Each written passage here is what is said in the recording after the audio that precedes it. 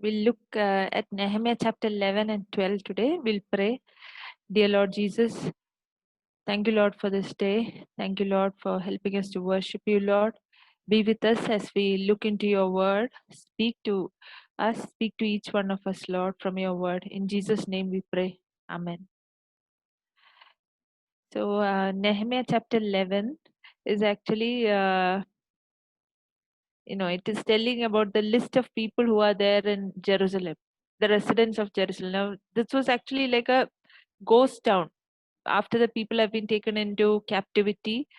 And uh, sorry, just a minute. Can everyone hear me? Yes, yes. Okay, okay. So this was like a ghost town. So now when the walls are built, still the need is there that people should live there.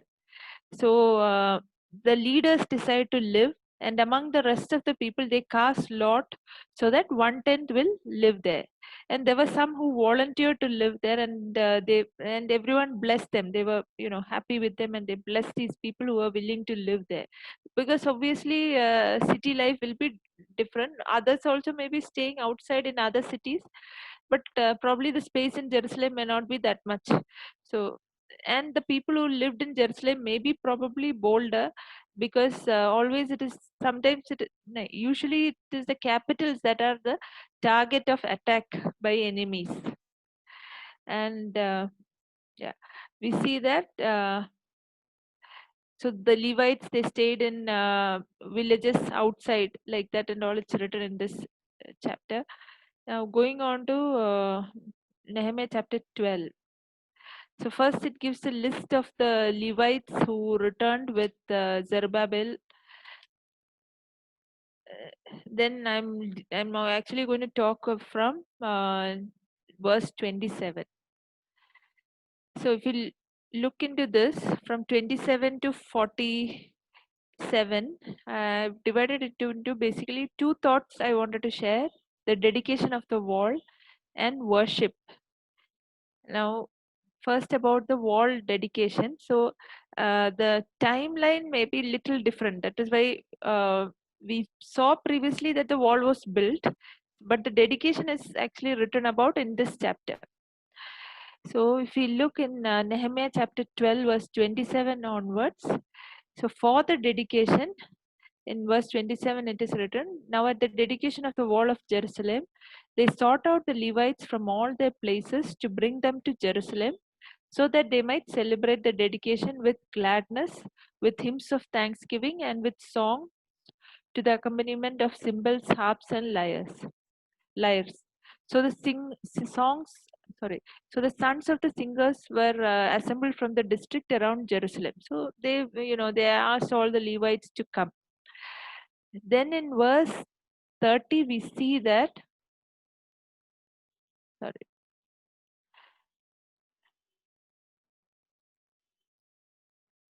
No, sorry. Yeah.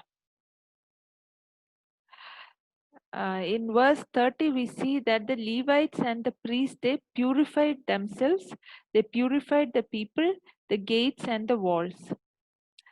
Then in 31 to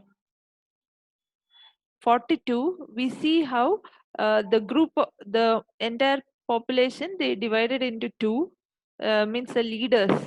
One group was led by Ezra, and they went towards one side of the wall, and the other group went towards the other side of the wall, left side, in which Nehemiah was. So one group was Ezra, and the other group was Nehemiah. So um, they walked over the wall, and then they are together worshiping God. It's a great celebration, like a great event that we see, like a convocation or some great event, or like the Olympics, the great celebration that happens. Something like that is happening there.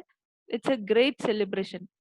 And towards the end of that, 43, we see that the singers sang, and on that day they offered great sacrifices and rejoiced, because God had given them great joy. Even the women and children rejoiced, so that the joy of Jerusalem was heard from afar. Okay. So if we deal with this much. So so they dedicate the wall. Now if we are hearing no, one or two things I wanted to tell about worshiping was, often when we worship, we say we go for a worship service, it was very good. um, we enjoyed the worship. That's what we usually mean. In this, music was good, the words were good, we enjoyed the worship. We would have worshipped God with our soul, with our emotions, with our mind, with our will and all. But when Jesus is, when we are asked to love the Lord, we are asked to love him with all our heart, with all our soul, with all our mind, with all our strength. Means our soul is involved. When we are coming to worship in John chapter 4 verse 24, we see how, in that chapter we see how Jesus is telling worship in spirit and in truth. So often our soul, our worship may be at our soul level, but we have our body, our soul, our spirit. Our spirit, whether we are able to worship truly, because God is spirit, and in truth. When how can we worship in truth? When we worship according to the word of God. So here also we see that they were reading the word. Actually, in chapter 13 verse 1, we see they read aloud from the book of Moses. So so that is what I was thinking about. And here we see that before they started worshipping, the priests, the Levites, and they purified themselves. In verse 30 we see they purified themselves, they purified the people, and they purified their surroundings. So to actually worship God, uh, we cannot worship God in our impurity. We need to be be holy, which we cannot do on our own. We ask God for forgiveness of our sins, and ask God only to help us to worship him, because worshiping in spirit and truth is of course not very easy for us. We may worship up to our soul level. Now here in the latter part in 43 and all, we see that they worshipped and then they rejoiced. Even the women and the children rejoiced. Everyone worshiped God. Everyone rejoiced. They had great joy. The joy was in their Lord. And here we see that, so that in verse 43, last part, so that the joy of Jerusalem was heard from afar. It is not written their singing was heard from afar, or their shouts were heard from. Their joy was heard from afar. So they were celebrating, they were celebrating in the Lord. They were rejoicing in the Lord. They were worshiping truly. And all of them worship. Children, women, like there's no fear. There's no fear for any group of people like women or anyone. They are all worshipping, and their joy was heard far away. So the question which God was asking me is, am I actually able to worship God? Or is my worship just at my soul level? I'm enjoying worship.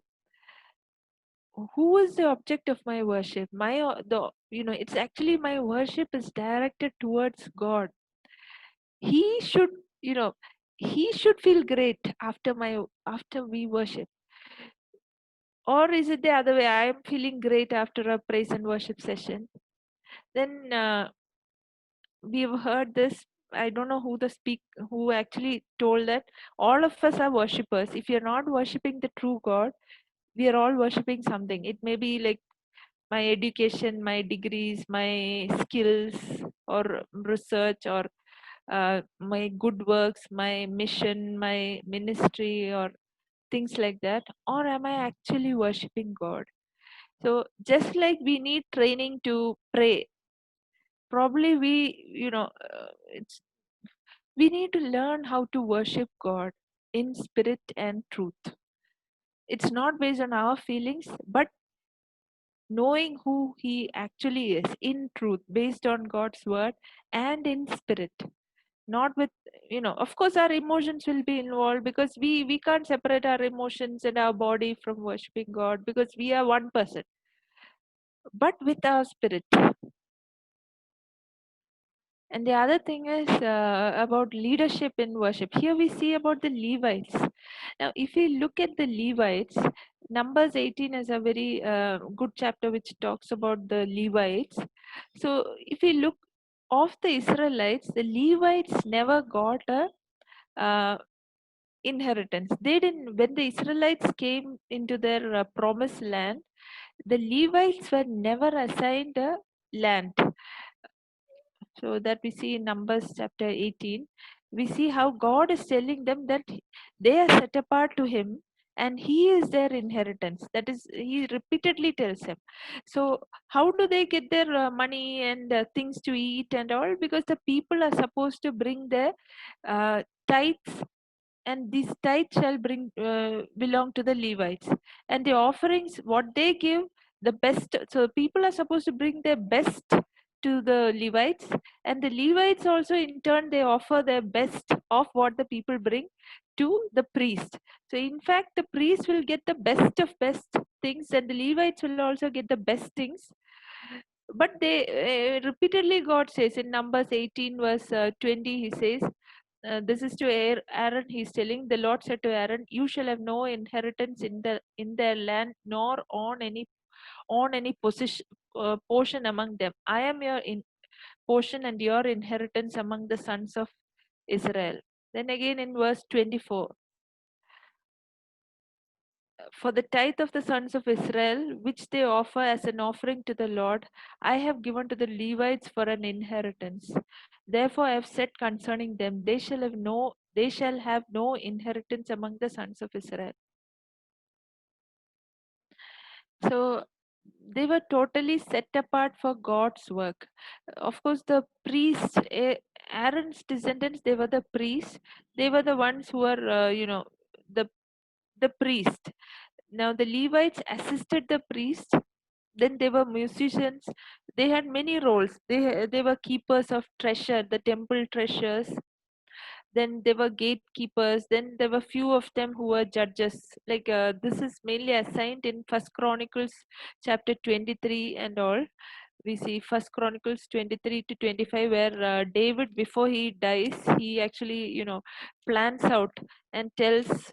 So he takes, he counts a number of Levites, 30 plus, and then he assigns them. So this is what we see in First Chronicles 23 25. So they were assigned various, based on their family also, they were assigned various duties. In First Chronicles 23 28, it tells for their office.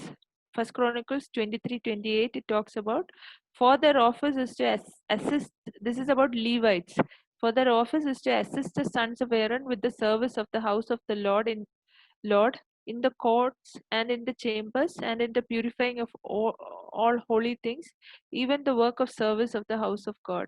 And then it continues, like lot of things they had to do. So uh, you know here the Levites also, before they started worshiping God, for the dedication ceremony, we saw how they purified themselves, they purified the people, and they purified their surroundings, because otherwise they cannot worship God. And what a great responsibility! If you look at it, no, their sole responsibility was to lead the people in God's service, do God's work. And what a great responsibility it is to lead people in worship. It is not a small thing, it is a very, very big responsibility, because you are not just worshiping on your own with God, you are actually engaging others, and you are purifying them, probably, like if you take it to the, if you look at what they did, so you are making these people, the assembly, also to worship God. So it's not a small responsibility, it's a huge responsibility. Now what I was thinking is, in the last part of this Nehemiah, we see how, sorry, once again, we see how the people, they rejoiced over their in Nehemiah chapter 12 verse,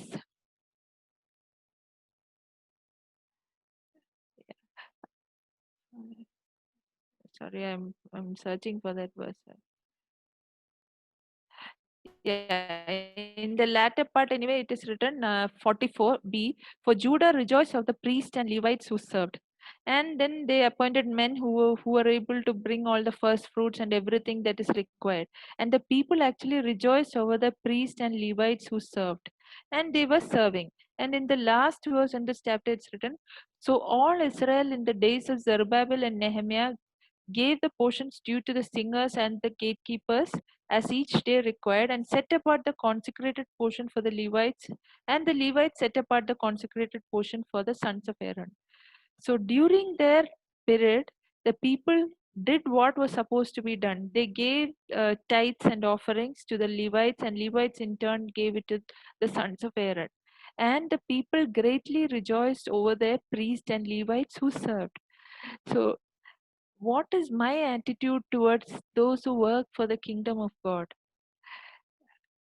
Do I hold them in great honor and respect, or you know, or what is my attitude, or they are down in the ladder when I consider there are others much greater, the intellectuals and things like that, and these people are the the bottom rung people who should be poor, who should not have anything, who should live a very selfless life. What is my attitude towards them? How do I treat them? Not just me, how do we as a community of believers, as the body of Christ, treat people who toil for the kingdom of God? We see in New Testament how Paul was toiling for the kingdom of God, and he said he can easily ask people for their help, but he was not. He was working. But even if he asks, it is the people are indebted to him. So what is our response? Our response to people who work among us. So this is what I wanted to share from this. Basically, whether I am able to worship God in spirit and in truth. I need to train, I need to grow in the Lord to actually worship God. And leading in worship is not a very easy thing, it's a great responsibility. And how do we treat people who work in the kingdom of God? This is what I wanted to share.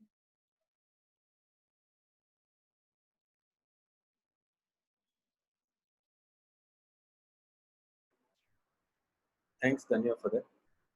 So we'll leave the time open for a couple of minutes for anybody who wants to add on their thoughts or ask any questions or reflect on what Danya spoke about.